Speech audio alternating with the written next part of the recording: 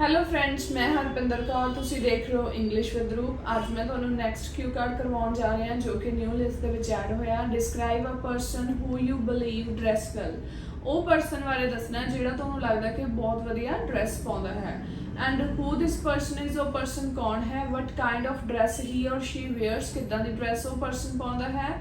How do you know him और हर, ते तुसी उसनू किस तरह जानदे हो। सो एक यूज उहदे विच आपां कवर करने आ। सो फर्स्टली इहदे विच आपां वोकैब वर्ड्स करदे हां। फर्स्ट जिहड़ा वर्ड है जी बॉसम फ्रेंड, जिहड़ा पक्का मित्र हुंदा है। नैक्सट हुंदा पोलाइट, जिहदा बहुत वधिया पोलाइट नरम बिहेवियर होवे।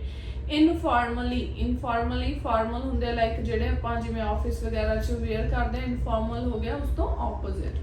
नैक्सट है जी वर्ड ये यूज किया होया आउटफिट, जो कि आपां लाइक कपड़ियां दे लई ही यूज किया, ड्रैस दे लई यूज किया होया। नॉटिंग का मतलब होंदा नॉट, जिवें टाई नूं आपां गठ बन्नदे आ, नॉट गठ नूं कहा जांदा है जिहड़ी आपां नॉट करदे आ। यूनीक हुंदा बिल्कुल अलग। नैक्सट है जी drop dead gorgeous. Drop dead gorgeous का मतलब होंदा बहुत ज़्यादा वधिया लगना। नैक्सट है जी apple of eye. Apple of eye मतलब कि वो पर्सन जो सबनों वधिया लगता होवे, सब दा फेवरेट होवे। Next is farewell party, party दे लई ही वर्ड यूज करते हैं।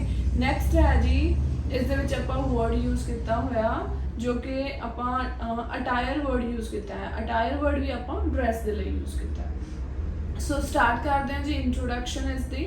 सो कहते dressing sense reflects person's personality, character, mood and style. So जी ड्रैसिंग सेंस आ किसी भी पर्सन की, वो पर्सन बारे कहते उसकी परसनैलिटी, उसके करैक्टर, मूड ते स्टाइल दसदी आ। ऑलदो भावें कि कहते I know many people who dress well, कहते भावें कि मैं बहुत सारे लोगों को जाननी जो बहुत वधिया ड्रैस पाउंदे ने। One of them with great dressing sense is my bosom friend and neighbourhood Rahul. उन्हां चों कहंदे एक कहंदे मेरा friend uh, bosom friend uh Rahul. Actually, few years ago, a family migrated from Chandigarh and started living next to our house. All members of this family are very polite and nice by nature. कुछ क महीने पहला कहंदे एक family migrate हुई जिहड़ी साडे घर दे नाल ही रहन लगे। And Rahul is most fashionable person, कहते उन्होंने सारे फैमिली मैंबर्स काफ़ी नाइस ने, नेचर ने पोलाइट दे भी, जो उन्होंने नेचर है वो भी काफ़ी पोलाइट आ। तो राहुल उन्होंने चो काफ़ी फैशनेबल पर्सन आ and fashionable person of this family.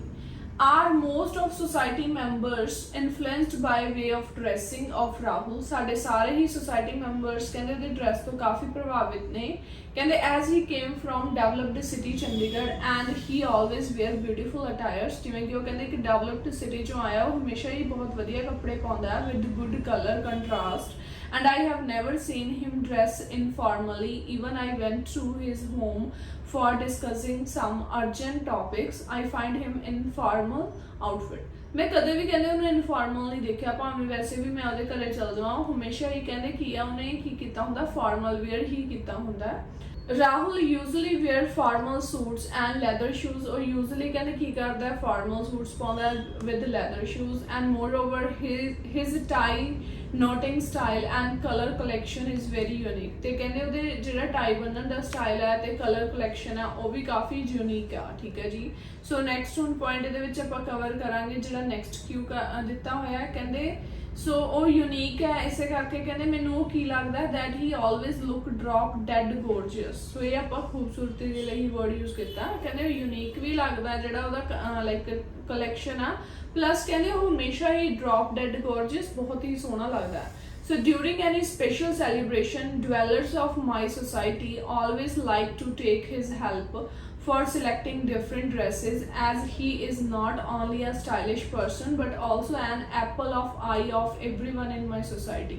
So कहते जो भी कोई स्पेशल सैलीब्रेशन होंगी है, डवैलर्स मतलब कि जो लोकल पीपल ने उसकी हैल्प लेंदे ने, क्योंकि उसका जो स्टाइल है बहुत वधिया है। तो वो सारे ही सोसाइटी के कहते जोड़े भी पर्सन आ मतलब कि पीपल ने उन्होंने बहुत पसंद करते हैं। I considered him a stylish person because last month I was selected as, अगर तुसी लड़के हो तो मिस्टर या फिर miss farewell because of dress because of dress that he suggested me to wear, so this is a person with good dressing sense। उस कहते मैं उसका क्यों मैनू क्यों लाइक वो वधिया लगता पर्सन। लास्ट मंथ ही कहते साडे उस दे विच एक कंपीटीशन तुसी लगा सकते हो, ठीक है भी फेयरवेल सी, चाहे तुसी कंपीटीशन इत्थे आपां फेयरवेल दस्सिया, चाहे तुसी कोई कंपीटीशन कह सकते हो।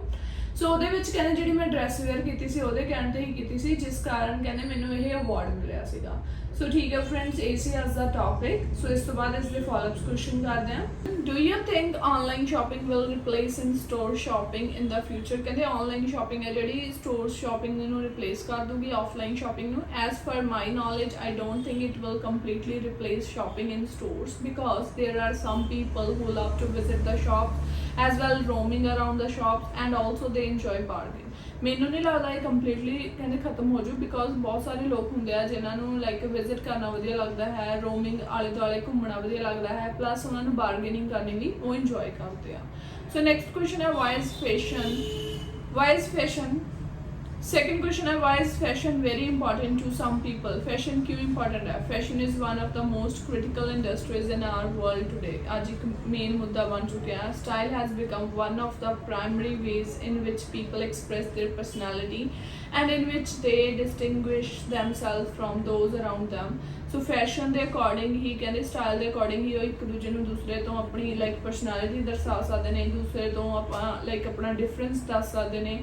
Moreover, people of all ages are addicted to new trends in the world of fashion। Even कि बहुत सारे लोग फैशन के आदी बन चुके हैं। थर्ड क्वेश्चन है are older people as fashionable as young people. Why तुहानू की लगता है कि ओल्डर पीपल की तरह ही फैशनेबल ने यंग। सो कहते older people are often uninterested in fashion and more interested in what looks like good on them और वट इज़ कंफर्टेबल। ਜਿਹੜੇ ओल्डर पीपल ने कहते उन्होंने फैशन इन्ना वधिया नहीं लगता, वो इंटरस्टेड नहीं होंगे, उन्होंने वधिया की लगता है कि जिस जो कंफर्टेबल नहीं। हाउएवर कहते young people focus much on fashion and they believe in wearing fashionable cloth. पर ਜਿਹੜੇ यंग पीपल ने हमेशा फैशन ਤੇ ਹੀ फोकस करते हैं तो उन्होंने फैशनेबल पाना ही लाइक क्लोथ पाने ही वधिया लगता है। लास्ट क्वेश्चन है कहते are women more fashionable than man. Why कहते वीमेन ज़्यादा फैशनेबल नहीं। इट डिपेंड्स कहते डिपेंड करता, it is a matter of personal choice and preferences. एक पर्सनल मैटर है, every individual has a different taste on fashion. So कहते हरेक का डिफरेंट टेस्ट है। Man and women are equally fond of or not fond of latest trend and fashion. So it also depend on there economic status what they can afford. So ये कहते उन्होंने economic status पर भी depend करता है। Okay friends, A C as the Q का topic plus is the follow up question. मैंने आस है कि तुहानू मेरी अज की क्लास वधिया लगी होगी। जे तुहानू मेरी अज की क्लास वधिया लगी लाइक ते कमेंट करके जरूर दसना। मिलते हैं जी नवी वीडियो के नाल। Bye bye, take care.